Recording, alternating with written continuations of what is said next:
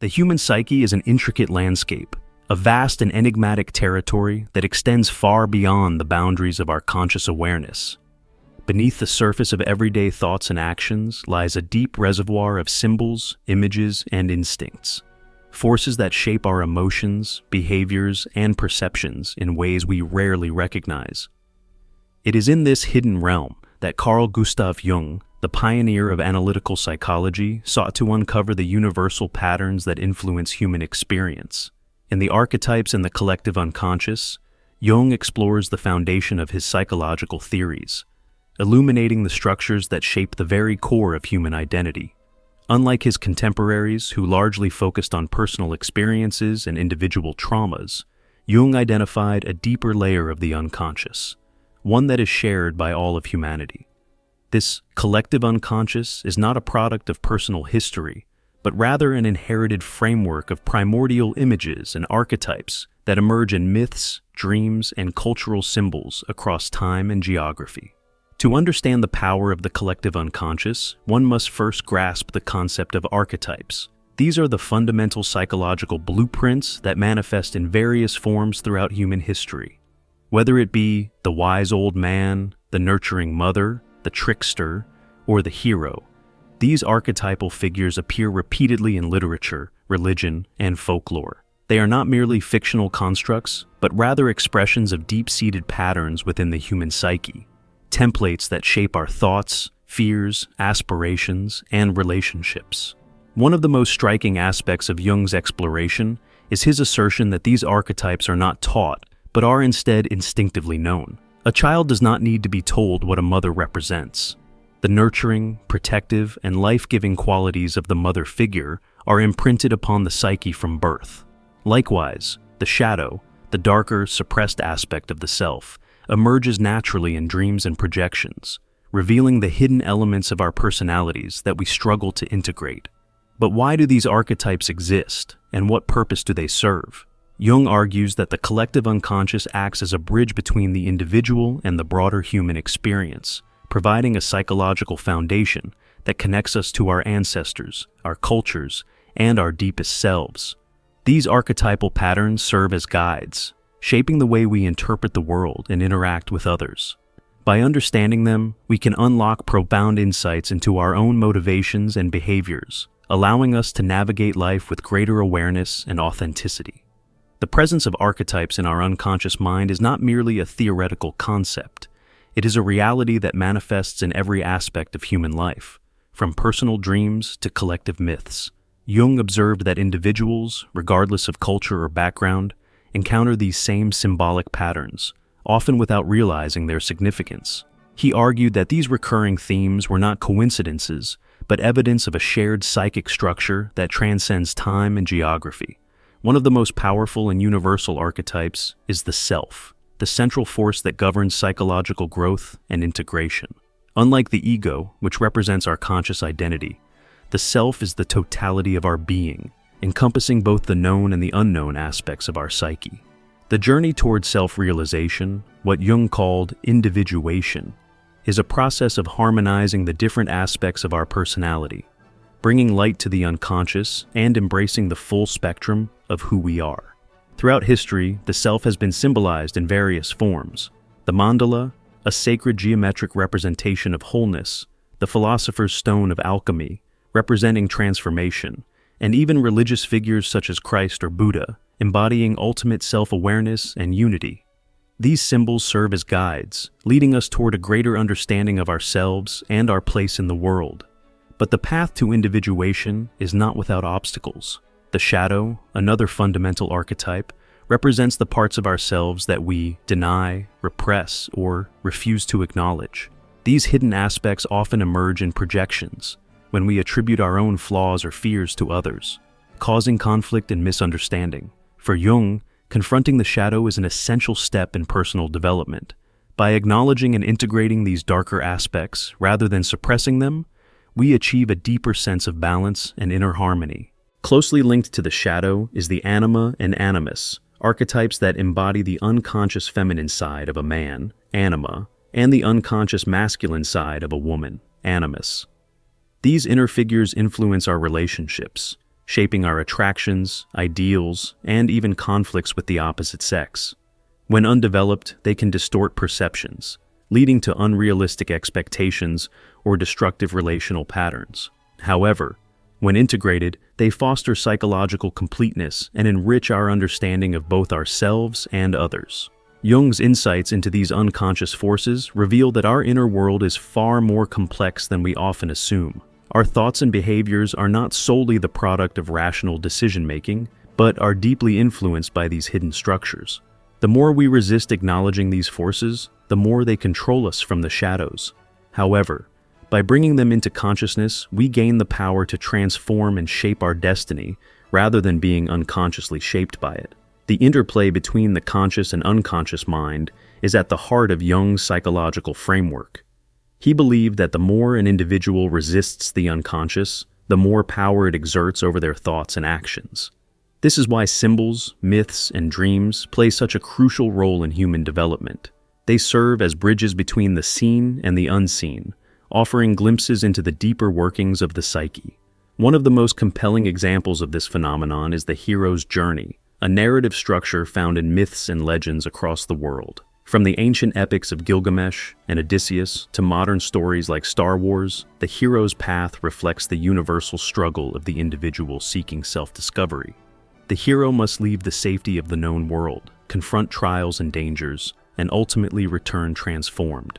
Jung saw this as a metaphor for individuation, the process of integrating unconscious elements into consciousness. Yet, the journey is never straightforward. The Great Mother archetype, for instance, can appear in both nurturing and destructive forms. As the benevolent mother, she represents life, fertility, and protection. But as the devouring mother, she can manifest as suffocating control or overwhelming dependency. These dual aspects of archetypes illustrate the paradoxes within the human psyche, forces that can either guide or hinder personal growth, depending on how they are confronted.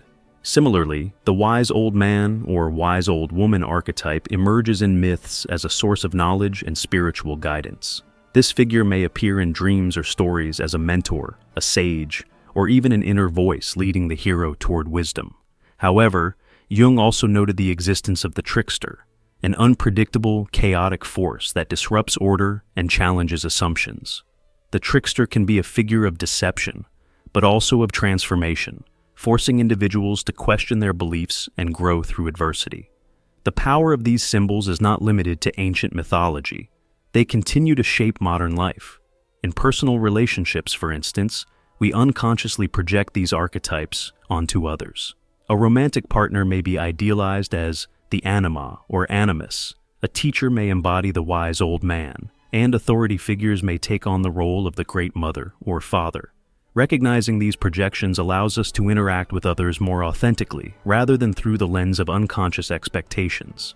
Jung emphasized that the ultimate goal of working with the unconscious is not to eliminate its influence, but to engage with it consciously. Denying or repressing the unconscious only leads to psychological imbalance, where unresolved conflicts manifest in neuroses, anxiety, or compulsive behaviors. However, by actively exploring dreams, symbols, and archetypes, individuals can bring these hidden forces into awareness and achieve a greater sense of wholeness. Jung's exploration of the unconscious is not merely an intellectual exercise. It is a call to personal transformation. He insisted that true psychological growth requires direct engagement with the symbols and patterns emerging from the depths of the psyche. One of the most profound methods of doing this is dream analysis, which Jung considered a vital tool for understanding the unconscious. Unlike Freud, who saw dreams primarily as expressions of repressed desires, Jung believed that dreams reveal an ongoing dialogue between the conscious and unconscious mind. They present symbolic messages that can guide an individual toward greater self-awareness. Recurring dreams, for example, often indicate unresolved psychological conflicts, while certain dream figures, such as the shadow or the wise old man, reflect aspects of the self that need integration. Jung encouraged individuals to approach dreams with an open mind, analyzing their themes rather than attempting to force rigid interpretations. He believed that every dream carries a compensatory function, balancing out the tendencies of the waking ego. If a person is overly rational and detached from emotions, their dreams may be flooded with powerful chaotic imagery. urging them to reconnect with their feeling side. Conversely, someone lost in fantasy might dream of strict authority figures or rigid structures, signaling the need for grounding and discipline. Beyond dream analysis, Jung introduced active imagination, a technique designed to facilitate direct communication with the unconscious. In active imagination, an individual engages with dream figures, symbols, or inner images in a waking state, allowing them to unfold naturally rather than controlling them with conscious thought.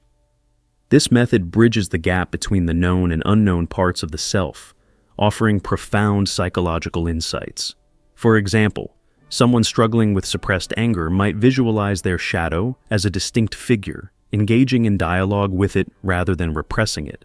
Through this process, unconscious conflicts become conscious, transforming inner turmoil into understanding and growth.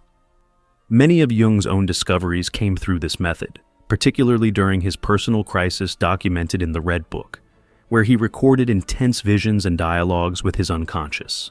Jung's work demonstrates that the unconscious is not an enemy to be feared, but a guide to be embraced. Society often encourages the suppression of deep instincts, emotions, and irrational elements, promoting a life dominated by logic and external expectations. However, the more we deny these aspects of ourselves, the stronger they become in the form of anxiety, depression, or compulsive behaviors. True psychological health requires a balance between the conscious and unconscious, the rational and the symbolic, the personal and the collective. By engaging with the unconscious rather than ignoring it, we unlock our full potential. The process of individuation is not about perfection, but about wholeness, integrating all aspects of the self, both light and dark, into a unified, authentic existence. The process of individuation, which Jung saw as the ultimate goal of human psychological development, is not a path for the faint-hearted. It requires courage, self-exploration, and a willingness to face the unknown. Unlike the conventional journey of success and external validation, individuation is an inward path, a deep confrontation with the forces that shape our inner world. At the core of this journey is the recognition that we are not singular, unified beings, but rather complex entities composed of multiple psychological layers. The ego, which represents our conscious identity, is merely the surface level of the psyche. Beneath it lies the vast realm of the unconscious, filled with archetypes, forgotten memories, suppressed desires, and creative potential. To individuate means to integrate these layers, bringing awareness to what was once hidden and forging a more complete sense of self. One of the great obstacles to individuation is ego inflation, a state where the conscious mind becomes overly identified with a particular role or persona, cutting itself off from the deeper forces of the psyche.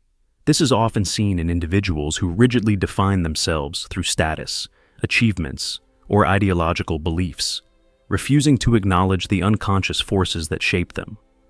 Jung warned that such an attitude leads to psychological stagnation, as it denies the fluid and evolving nature of the self. In contrast, individuation requires a willingness to let go of rigid self-definitions and engage in a dialogue with the unconscious. This means embracing paradox, acknowledging that we are both strong and vulnerable, rational and instinctual, light and dark. The modern world, with its emphasis on external validation and superficial identity, often discourages such deep introspection. Yet, Jung believed that true fulfillment could only be found through this inner work. A critical aspect of individuation is recognizing the persona, the social mask we wear to navigate the world. While the persona serves an important function, allowing us to adapt to societal roles, it can also become a prison. When individuals over-identify with their persona, they risk losing touch with their authentic selves, suppressing emotions, desires, and thoughts that do not align with their external image. This often leads to feelings of emptiness or alienation, as one's true nature remains unexpressed. Jung argued that the persona must be balanced with the deeper self. The more one clings to a false image, the stronger the unconscious pushes back, often manifesting through anxiety, dissatisfaction, or inexplicable crises. Individuation requires the courage to peel away this mask and embrace the full spectrum of who we are, flaws, contradictions, and all. This process is deeply transformative but also unsettling. Society conditions us to seek stability and certainty, yet individuation demands that we step into the unknown. It is no coincidence that in myths and religious traditions, those who undergo deep transformation often face trials, darkness, and even symbolic death before reaching enlightenment. This mirrors the psychological process. One must confront and integrate the unconscious before achieving true self-realization. As the journey of individuation unfolds, the individual encounters deeper aspects of the unconscious, including its most transformative and, at times, terrifying elements. One of these is the shadow, the dark side of the psyche that holds repressed instincts, fears, and desires. Jung emphasized that confronting the shadow is not an act of destruction, but one of integration, acknowledging its presence and understanding its role in our psychological development. The shadow manifests in many ways.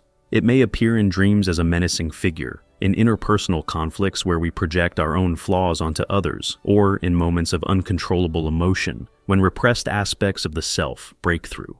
Those who deny their shadow completely often see the world in black and white, viewing others as wholly good or evil while remaining blind to their own inner contradictions. Jung warned that failing to integrate the shadow leads to moral rigidity, hypocrisy, and even self-destruction. However, when the shadow is acknowledged and understood, it becomes a source of strength.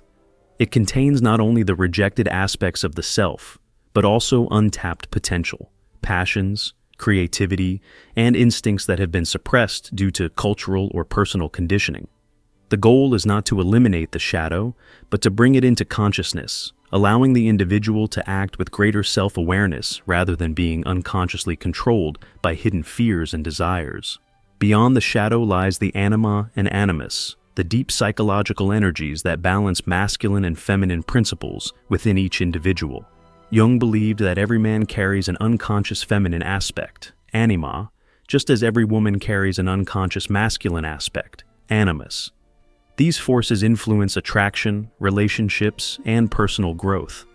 A man who represses his anima may struggle with emotional expression, while a woman who denies her animus may feel powerless in asserting her independence. When undeveloped, these archetypes can distort perception.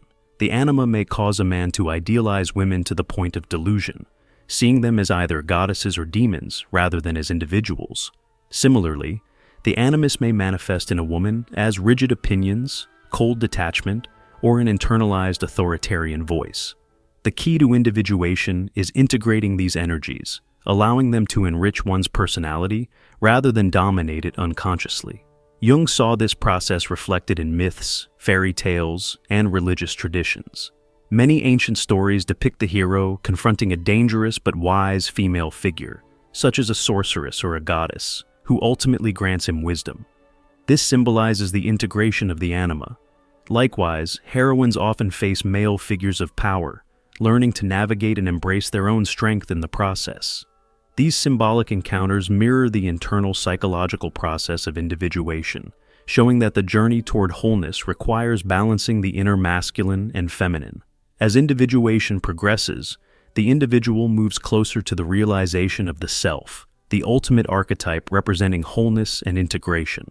The self is not the ego, but the totality of the psyche, encompassing both the conscious and unconscious. It is often symbolized by mandalas, circles, or divine figures, images of completeness and unity. To reach this stage, one must undergo profound transformation, embracing both light and darkness, reason and intuition, action and reflection. Jung described individuation as a lifelong process, one that is never fully completed but continually deepened. He rejected the notion of absolute perfection, instead advocating for a state of psychological wholeness in which all aspects of the self are recognized and harmonized.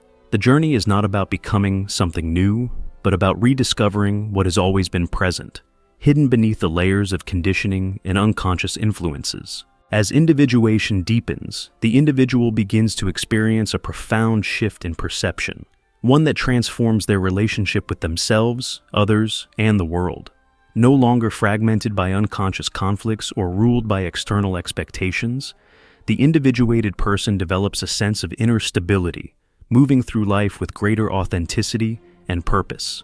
This is the essence of what Jung referred to as self-realization. the alignment of the conscious and unconscious mind under the guiding influence of the self. However, this journey does not lead to a static state of enlightenment or perfection. Instead, individuation is a dynamic process, one that continuously unfolds as new aspects of the unconscious emerge.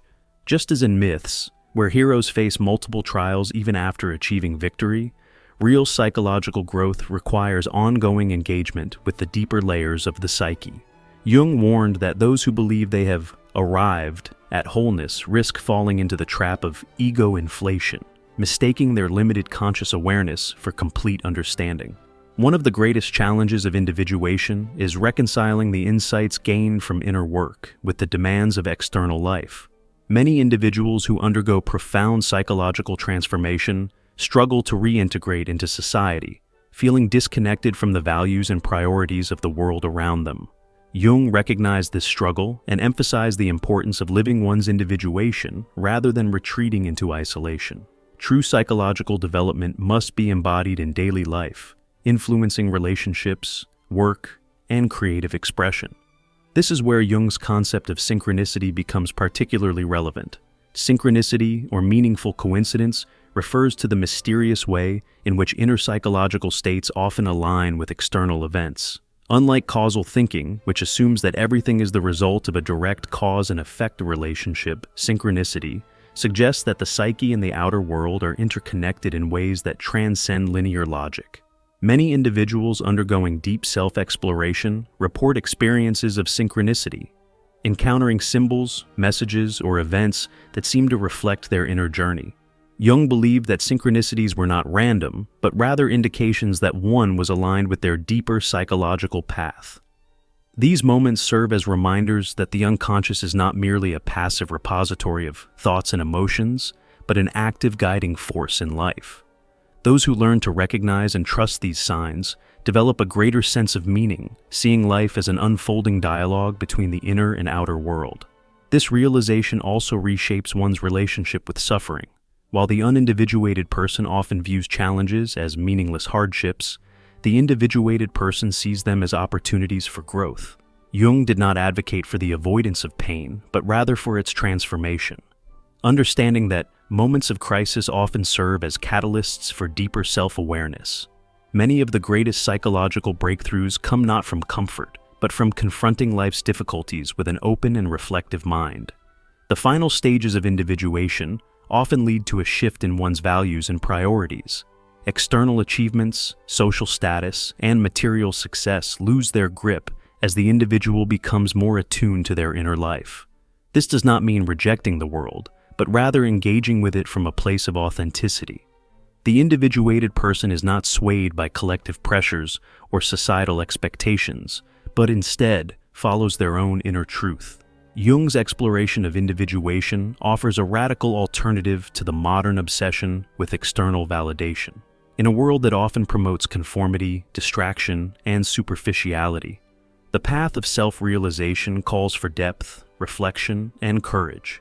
The unconscious is not a prison, but a source of wisdom.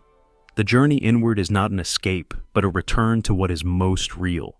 As the journey of individuation reaches its final stages, the individual experiences a profound shift in their relationship with the world. No longer ruled by unconscious projections, unresolved conflicts, or external pressures, they move through life with a sense of inner harmony, not free from struggle, but no longer fragmented by it. The individuated person does not reject society or retreat into isolation, but instead engages with the world from a place of authenticity, embodying the full spectrum of their being. Jung emphasized that true individuation is not about becoming a perfect or enlightened being, but about embracing wholeness. This means accepting contradictions, integrating both the light and shadow, and allowing life to unfold without rigidly clinging to a singular identity. Those who reach this stage often develop what Jung called a symbolic life, a way of being in which meaning is found not in material success alone, but in deep psychological and spiritual fulfillment. This perspective is evident in many ancient traditions, where wise figures, whether shamans, philosophers, or mystics, achieve a balance between the inner and outer worlds. They do not impose their will upon life, but instead learn to flow with it, embracing both suffering and joy as essential parts of the human experience. This is the wisdom of individuation, the realization that fulfillment does not come from controlling life, but from understanding and integrating its deeper patterns. However, the end of individuation is not a final destination, but an ongoing process. Even those who have undergone profound psychological transformation will continue to face challenges, conflicts, and new aspects of the unconscious. Jung himself acknowledged that individuation is never truly complete. One can only deepen their relationship with the self over time. The goal is not to achieve a static state of enlightenment, but to cultivate a conscious relationship with the unconscious, allowing for continuous growth and self-discovery. Perhaps the greatest lesson from Jung's work is that the unconscious is not something to be feared, but something to be engaged with. In a world that often prioritizes external achievement over inner development, Jung reminds us that true fulfillment comes from within. By recognizing the power of archetypes, working with the shadow, integrating the Anima and Animus, and embracing synchronicity, we gain a deeper understanding of ourselves and our place in the world. For those who embark on this journey, the rewards are profound. Individuation offers a sense of meaning that goes beyond conventional success, a clarity that allows one to navigate life's complexities with wisdom and purpose. It is a path of self-discovery, of reclaiming lost parts of the self, and of forging a deeper connection with the mysteries of existence. Jung's work continues to inspire those seeking a greater understanding of themselves and the human experience.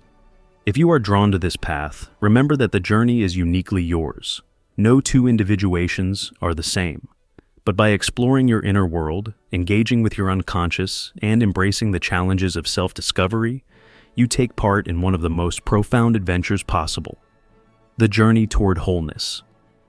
If you found this exploration of Jung's ideas valuable, consider subscribing to the channel for more content on psychology, philosophy, and self-discovery. The path to individuation is lifelong, and together, we can continue to uncover the deeper truths of the human mind.